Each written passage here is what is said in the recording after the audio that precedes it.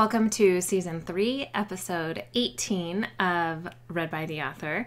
For this episode, I am reading what should be the second to last episode of Time Anomaly.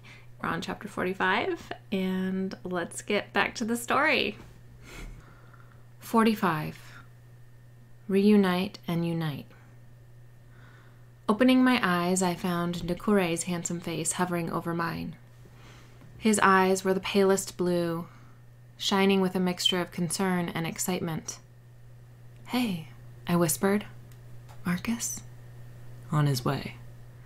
I raised my hand, touching my fingertips to his pierced eyebrow. "I like you better without all this, you know." He grinned and briefly raised his eyebrows. "It's camouflage." Blinking, I slid my gaze down to his tattooed forearm. "How long do they last?" He glanced down at his arm and shrugged. "A couple years at most." I narrowed my eyes and focused on a sliver of abdomen visible between the bottom hem of his t-shirt and the top of his black jeans, where his shirt had hiked up a bit. It was dark with ink. I raised my eyebrows. "And I suppose you're going to tell me those are for camouflage too?" "Not exactly." His grin became lopsided. "Come on, Lex. My mom gives me enough grief about this shit. I don't think I could handle it from you, too." I laughed, and then I groaned. "God, I feel like crap." "Yeah, Raw says that's normal after your first back-to-back, unaided time jumps, especially 2 huge-ass ones."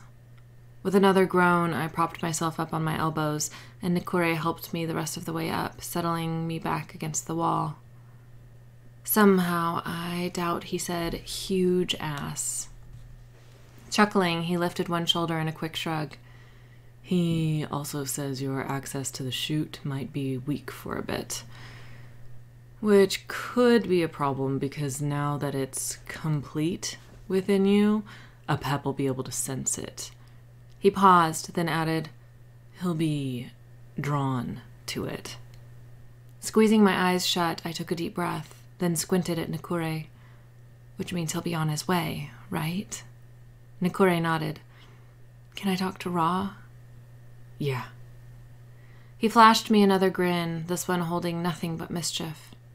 "He's been waiting for me to hand over control anyway, impatient fucker."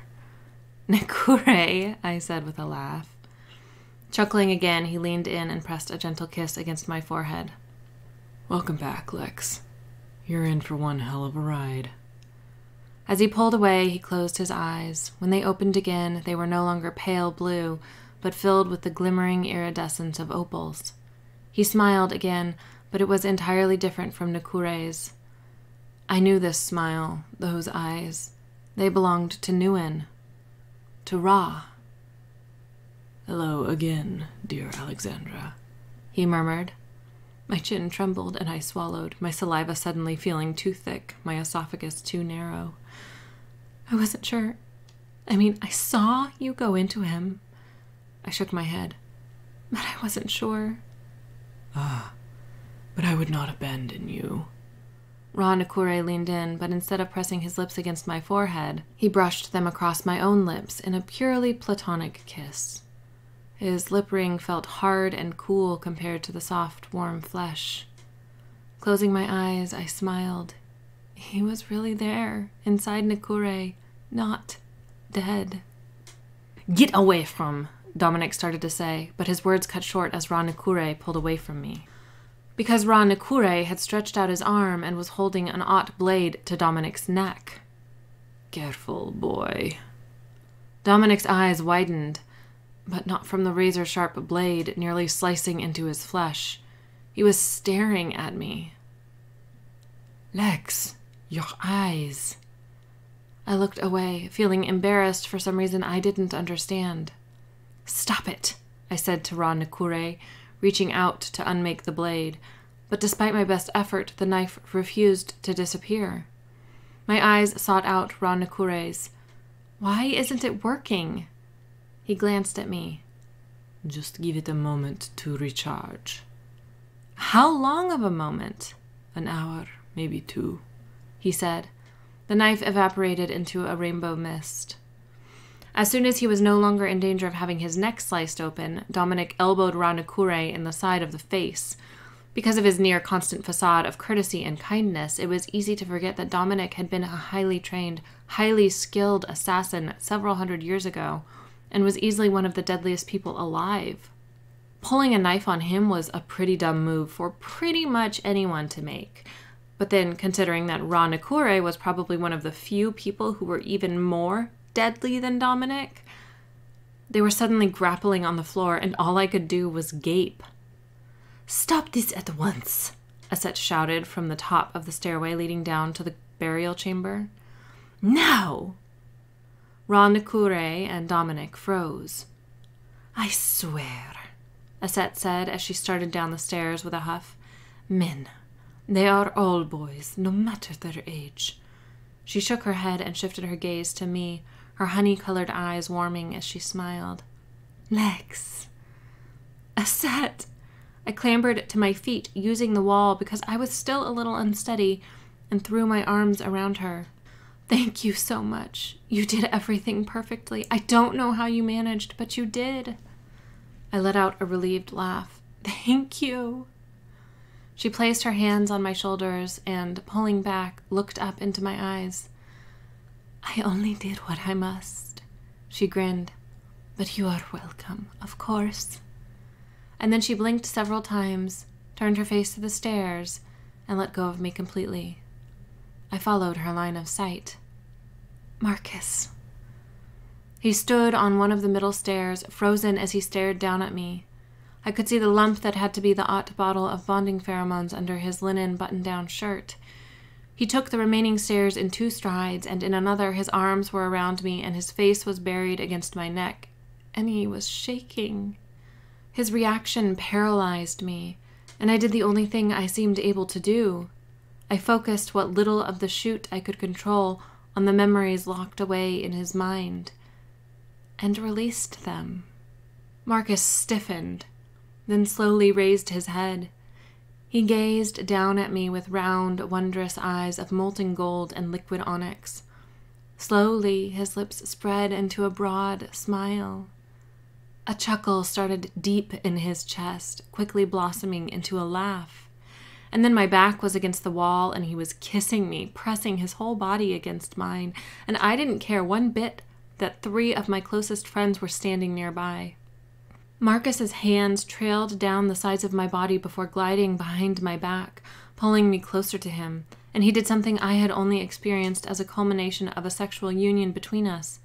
He slipped a tendril of his paw inside me, seeking my own, caressing my own.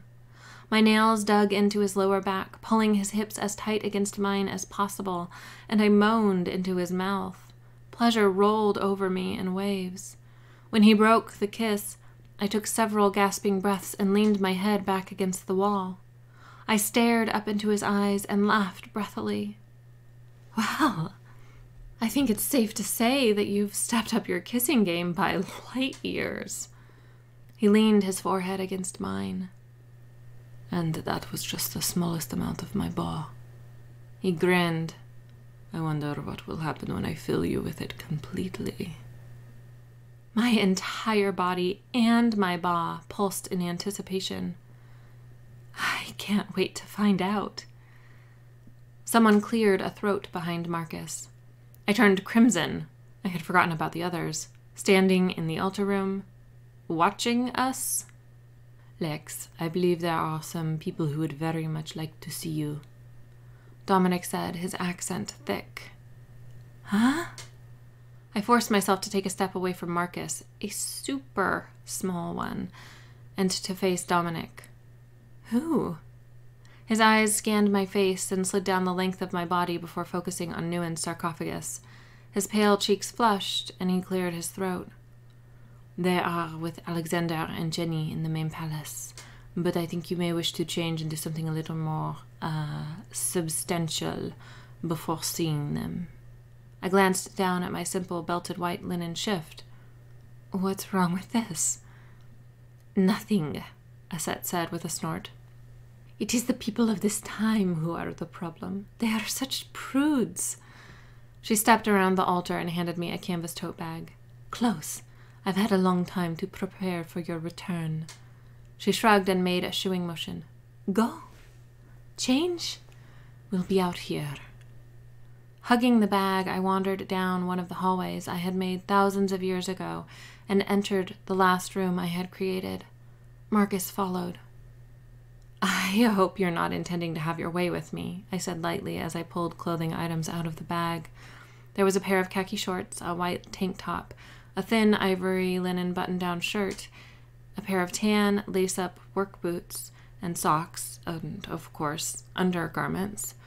I stared at the bra and underwear like they were utterly foreign to me, once again assessed my current attire, and finally understood Dominic's words, and his blushes. The linen wasn't see-through, but it didn't come close to hiding everything, either. Marcus's arms wrapped around me from behind, and he pressed himself against my backside. And here I thought you would be hoping for quite the opposite. So, author's note, sort of. I should have given this at the beginning of the episode. This episode is going to have a steamy scene, so, and it's like right now. So, last minute warning, steamy scene, just so you know. His hand cupped my breast, his thumb doing very pleasant things. Stop that, I said, laughing as I twisted around in his hold. I peered up at him, studying the lines and angles of his face, lines and angles I knew better than my own. I'm not about to meet a bunch of nesharettes smelling like sex. Marcus brushed his knuckles down the side of my cheek. And if I tell you that you always smell like sex to me, like sex and love and everything that is good in the world, does that change your mind? My cheeks, neck, and chest heated again.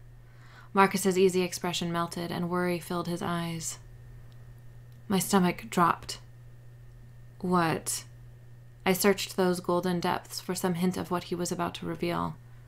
What is it? The people Dom was referring to aren't nesharettes. I raised my eyebrows. There are humans here? I mean, besides Jay and Jen? Marcus said nothing for a moment, then nodded. Susan Ivanov. My mouth fell open. My grandma's here? He nodded again. As are your parents. 46. Want and need. Crossing my arms, I narrowed my eyes at Marcus. Do they know? He nodded, and the blood drained from my face. My parents knew about me, about what I really was. They knew that I wasn't human. I fought the urge to panic, which wasn't easy because it was a really damn persistent urge. You brought them here? I said quietly. Again, Marcus nodded. I took a deep breath and closed my eyes for a long moment. I will not panic, and I will not freak out. I will not. I clenched my jaw. I can't believe you told them. Marcus released me, letting me step back and start to change my clothes. It was impossible not to once they were here. Not an explanation, just a statement. I took another deep breath. I unclasped my belt and set it carefully on the floor. Another deep breath. And you brought them here because? I decided that them alive and fully aware of what you are would be preferable situation for you to return to than upon having slain them using your father's hands, he said matter-of-factly. I glanced at him, unsurprised to find a hard, challenging glint in his eyes. I looked away as I tugged my dress over my head. I could practically feel Marcus's eyes raking over my bare skin. Thank you, I said, meeting his eyes for the briefest moment and letting him see that I meant it. Meeting his eyes for the briefest moment and letting him see that I meant it. I don't know what I would have done. I swallowed back unnecessary sorrow for what could have been and forced myself to meet his burning eyes, to hold that gaze. Thank you, Marcus. Really. His jaw clenched and his nostrils flared. Make a door, little Ivanov, he said, his voice rougher than usual. He took a step toward me and started unbuckling his belt. I took a step backward, my heartbeat already speeding up from what he intended. But my family... His eyes narrowed and he took another step, unfastening the top button of his trousers. Make a door. I took another step backward and my back touched the cool wall. I was breathing faster now. But a pep. Make Step. a Step. door. He was right in front of me, only inches away. He raised one eyebrow. I willed a door into being in the blink of an eye. But... Marcus caressed me with his gaze. You've been gone for a month, and the last time I saw you... He squeezed his eyes shut for a brief moment. When he opened them, they burned with torment. The last time I saw you... The last time I truly saw you, my hands were around your neck, holding you underwater, and you were about to die. His eyes searched mine. I need to feel you, to know that you're really here, to know that you're still mine. I need you, Lex. But what if a pep tries to possess... He cannot possess me when I am surrounded by art. I blinked, then nodded. And not a second later, Marcus's pants were pushed down and my legs were wrapped around his hips, and I was experiencing the full depth of his need for me, of our need for each other. It was as brief and as intense of a joining as we had ever shared, and by the end, when my ba tangled with his, something snapped inside me. My ba, felt like whatever threads had been tying it to my body, whatever resistance remained, holding it back from merging with Marcus's completely, broke. And I was inside him. I was a part of him. I could sense a pep's fractured shoot, threaded through Marcus's very soul. I could feel how incomplete it was, and could imagine, knew, how beautiful and wondrous it would be if it were whole again. And I could practically see the tether stretching between Marcus and Set, who was miles and miles away to the east. Suddenly, the way to return that shoot to its former glory was so obvious, so easy. I tugged on the thin tether of shoot, a mere thread connecting the portion that was in Marcus to the portion Set's body contained. The latter resisted, and the tether groaned, stretched. Whatever it had been anchored to on Set's end snapped, and in a rush, the remainder of a pep's shoot funneled into Marcus, combining with the splinters already embedded in his ba and swelling to a glowing, pulsating mass of power. Gasping, I withdrew my ba from Marcus and stared into his stunned eyes. His glowing eyes, swirling with blues and greens and purples, just as mine did, only in every shade of red, orange, and yellow. A pep's shoot was whole, and it was all inside Marcus. He was breathing hard, his features locked in a mask of shock. Was that what I think it was? He asked, his voice hoarse. I nodded. A pep's shoot. You have it all now. When my feet were once again planted on the floor and we were both working on catching our breath, Marcus's lips quirked, curving into a wicked little smile. Then I guess the next few days will be quite busy as we do everything we can to restore Ma'at. I pulled my head back a few inches and eyed him. You mean start trying to conceive? His little smile widened into an even more wicked grin. I must admit I am so looking forward to this arduous challenge. Oh, yeah, I swallowed roughly and looked away. It was the first time we had actually spoken about the whole kids thing. Wiggling out of his hold, I headed for modern clothes. You know, I said, glancing back at him as he refastened his pants. He was watching me carefully. I never told you about that, the we can have kids thing. Back then. I do recall, he said. It was an interesting piece of information to learn from your writings. I pulled up my underwear. Are you mad? I mean, that I didn't tell you back then? He hesitated, which terrified me, and then he frowned and shrugged. I'm not mad. I don't quite understand your reasoning, but I'm not mad. Watching his face for any hint of what he was feeling, I slipped on my bra, reaching behind me to fasten the clasp. As far as I could tell, he was being honest. So, how do you feel about it? I rolled my eyes at how lame the question had sounded, then snuck another peek at Marcus. The corners of his mouth twitched and he raised his eyebrows. How do I feel about the fact that us having children is even possible? That it's the only way to prevent eternal divine powers from killing us? Or that our children might become beings even greater than Nejaret's and be the only way to restore balance to the universe? I looked down at my shorts as I zipped them up. The first one? Honestly, little Ivanov. Marcus tugged me into his arms before I had a chance to pull the tank top on over my head. I have never, he kissed me, ever, been happier. He finished with a toe-curling, breath-stealing, caressing kiss that had me panting and jelly-muscled all over again. Well, I stepped out of his hold and put on the tank top, smoothing it down unnecessarily. I sent a longing glance at my discarded shift. I was going to miss dressing so comfortably. That's just great. I cleared my throat and felt my cheeks flush as I met his eyes. Are you planning on doing that every time we kiss from now on? A single eyebrow arched higher. Are you getting tired of it already? No, my cheeks burned hotter and I slipped my arms into the sleeves of the thin button-down shirt. I would just appreciate it if you could restrain yourself whenever other people are around.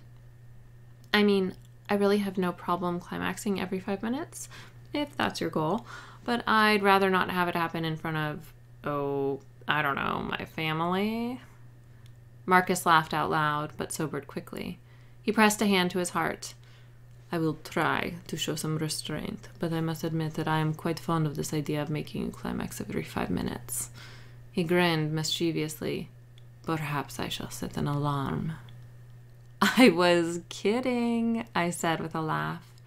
His eyes glinted with promise. I wasn't. I gulped. I believe there is one item lacking from your current attire.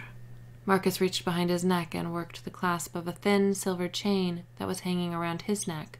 Not, I realized, the chain that held the bottle of bonding pheromones I had made for him. He pulled a large pendant out from the neck of his shirt. It was an ancient lapis lazuli falcon, a symbol of the god Heru, of him, that he had given me a week or so before I stepped back in time, when we were still in Florence.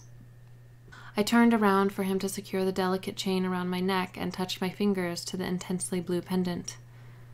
Thank you, Marcus. He turned me back around and studied my face. And what about you, little Ivanov? How do you feel about the we can have kids thing? A tiny line appeared between his eyebrows. I know you have said that having children is not something you ever planned on doing, even before you learned you could not. I let out a nervous laugh. Honestly, I'm scared shitless. I mean, they're going to be gods. Like real, honest-to-God gods. That's insane. And horrible. And wonderful. And terrifying. And I shook my head. Marcus smiled, and I thought it might have been to hide a frown. So I kissed him. Deeply, and when I broke the kiss, I added, but I'm also kind of ecstatic. And I meant it. 47. Beginning and end. The entire time that Marcus and I were walking toward Nguyen's palace, Dominic, Nakure, and Aset behind us and the harsh glow of artificial light all around us, my mind was occupied by two things, worrying about my impending reunion with my very human family, and noticing how things under the Ott Dome had changed and how they had stayed the same. But mostly, I just worried. And the moment I walked through the high arched entryway into Nuen's palace and into a huge room at the front that had been transformed into some sort of a communal dining hall, with an eclectic mixture of mismatching odd tables and chairs, my eyes honed in on my mom, and I nearly lost it. Like full-on 5-year-old girl who just skinned her knee, lost it. It had been just over 7 months since I had seen her, a month of which had been spent in a time during which she didn't even exist, and I missed her desperately. She was sitting at a rectangular table with my dad, Jenny, Grandma Suze, and Alexander, and she hadn't noticed me yet. It took the room falling quiet for me to notice that there were even any other people in there, scattered among the various tables. A quick cursory scan told me they were all Negerettes, and many were faces I recognized. They stared, and then they stood, and then they fell to their knees in supplication. I really hated that part of being the Meswet. Only those who were members of my guard remained on their feet, and they rushed toward us. Marcus, Nakure, Aset, Dominic, and I were surrounded by a wall of Negerettes of every size and skin and hair color within seconds, but I couldn't focus on any of them, not while I could hear her voice. "Lex?" my mom called. "Lex, let me through," she demanded. "Let her pass," I said. Vali and Sandra, the heads of my guard, parted, and my mom rushed into the ring of deadly Negerettes. The rest of my family followed her, but she was the one who practically attacked me. Her arms were around me in an instant, and I was suddenly crying, though I didn't know why I was crying, other than that I was happy to be in my mom's arms. Maybe that was reason enough. Minutes passed before she pulled away with a, "Well, now, let me get a look at you." She scanned my face quickly, her eyes widening to saucers when they met mine. "Your eyes, Lex. Sweetie." She shook her head slowly, and there was a hint of something, fear or maybe disgust, I wasn't sure, on her face. "I didn't really believe until now, but you really have changed. You really are one of them, aren't you?" Tears welled anew in my eyes. My mom had just referred to me as one of them, as something not the same as her, as something other. I swiped my fingers under my eyes angrily, refusing to shed tears for what I was, especially when I was only that because of genes she had passed on to me. Being a Negerette was nothing to be ashamed of. It was a great gift and a great curse, and it was what I was. I wouldn't have changed it if I could. I stood taller. "Yeah, Mom, I'm one of them, but I'm also still me." My mom's mouth opened, shut. She arched her eyebrows. "Like I don't know who you are. Don't be ridiculous, Alexandra Marie Larson. I am your mother, and you couldn't even bother to call me when you first became engaged with that man?" She waved haphazardly at Marcus, "who we had never met, I might add." My shoulders sagged in relief, and I couldn't help but smile.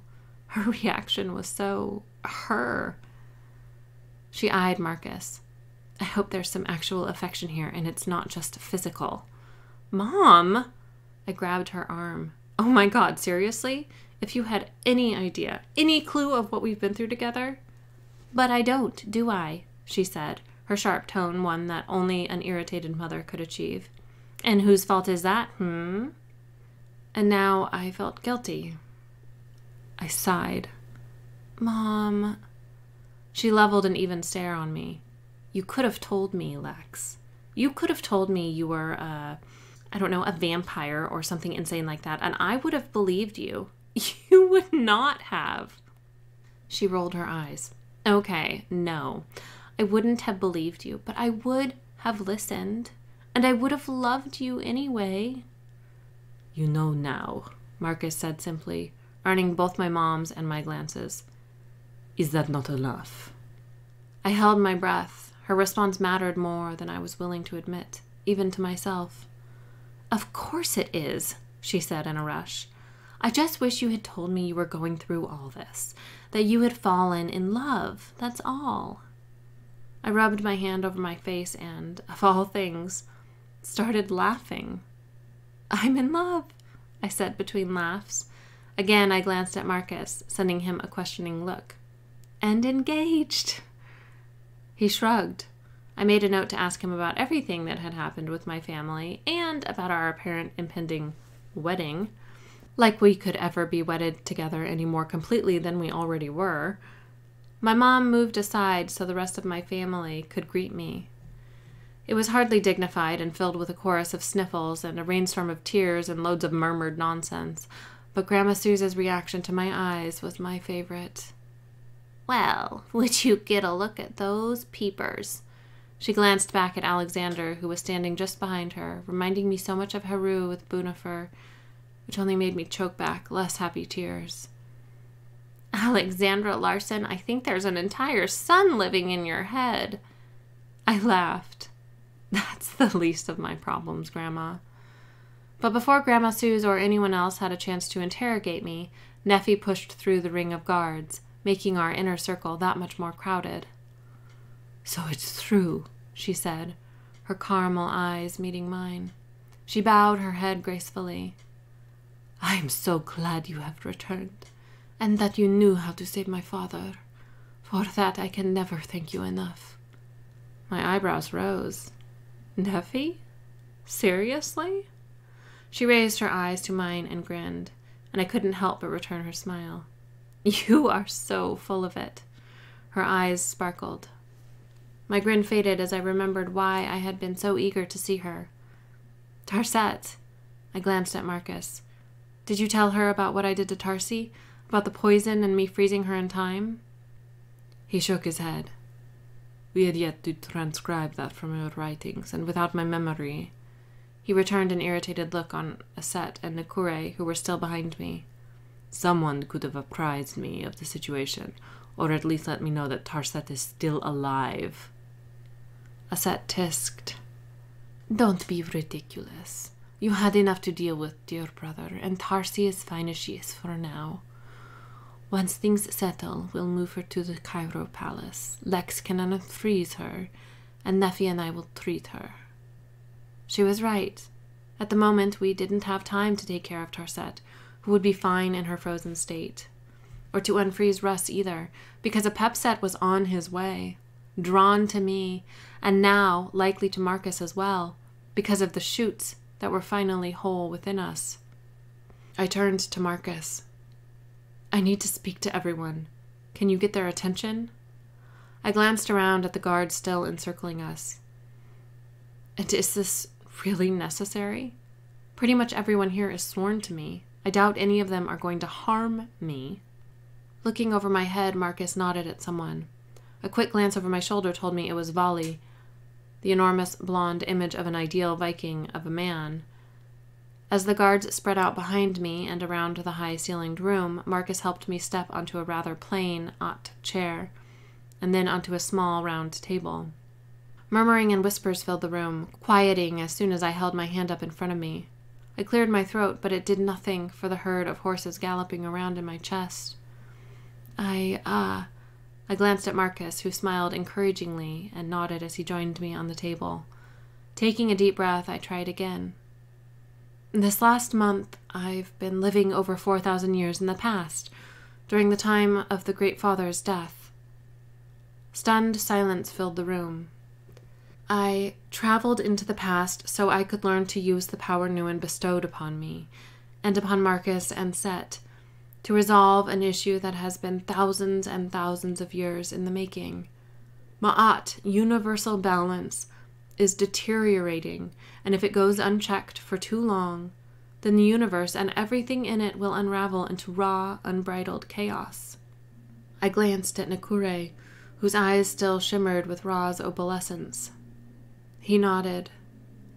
I took a deep breath, then another, and then I shared some of what I had learned from Nuin about the long, complicated history of the universe, of Ra and Apep, and how Ra had taken Apep's power and been reborn as Nuin to prevent Apep from unmaking everything.